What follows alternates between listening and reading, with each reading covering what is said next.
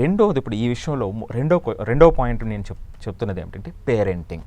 ఈ రోజున పేరెంటింగ్ ఇది వరకు పేరెంట్స్ ఎక్కువ మంది అన్ఎడ్యుకేటెడ్ ఉండి బ్రహ్మాండంగా చదివించారు, ఉన్నత స్థితికి వచ్చారు. ఇప్పుడు ఈ సమాజంలో ఇప్పుడు మన హైదరాబాద్లో చూస్తే ఎంతమంది ఒక్కొక్కరు స్టోరీ ఒక్కొక్క అద్భుతంగా ఉంటుందండి. సో వాళ్ళ తల్లిదండ్రులు కూలి పని చేసుకుని ఉండొచ్చు, వ్యవసాయం చేసుకుంటూ ఉండొచ్చు, చాలా తక్కువ ఫైనాన్షియల్ వాళ్ళకు ఉన్నటువంటి స్టెబిలిటీ ఉండొచ్చు, రైట్? అసలు ఫైనాన్షియల్ స్టెబిలిటీ ఉండకపోవచ్చు. సో కానీ ఆ పిల్లలు ఎదిగినటువంటి అంటే ఎక్కువ కేసెస్లో. కానీ ఇప్పుడు ఆ ఎదిగినటువంటి పిల్లలు ఇప్పుడు రెండో తరం ఎక్కువ మంది జాబ్ చేస్తున్నటువంటి పరిస్థితుల్లో వాళ్ళ పిల్లల్ని ఎలా పెంచుతున్నారు అంటే తెలుసో తెలియక పేరెంటింగ్లో జరుగుతున్నటువంటి తప్పు ఈ రోజు జరుగుతున్నటువంటి. ఒక్క మాట చెప్తారండి, నేను పడిన కష్టం మా పిల్లవాడు పడకూడదు అంటారు. అది ఎంత బ్లండర్ అంటే అంత బ్లండర్. ఎందుకు అంటే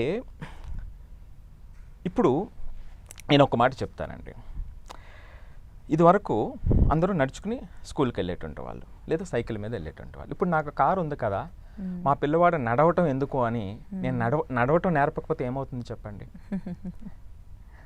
వాడికి నడక రాకపోతే ఏమవుతుందో చెప్పండి? అంతే, ఇంకేం చేయలేదు. అంతే కదా. సో ఇది కూడా ఎగ్జాక్ట్లీ అట్లాగే అండి.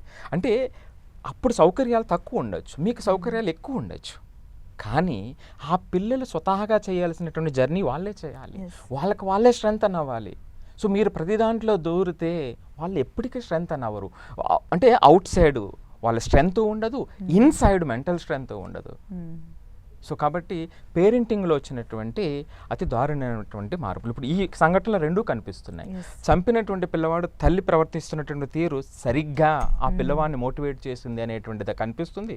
ఇక్కడ తల్లికి కూతురికి ఉన్నటువంటి రిలేషను ఎంత పాడైపోయింది అనేటప్పుడు బాగా తెలుస్తుంది. ఇక్కడే అతి ముఖ్యమైనటువంటి విషయం అందరూ గమనించాల్సినటువంటిది, ఎప్పుడైతే తల్లిదండ్రులకి పిల్లలకి గ్యాప్ పెరిగిందోనండి, ఈ పిల్లలు ఎవరితో వెళ్తారో మనకి తెలియదండి.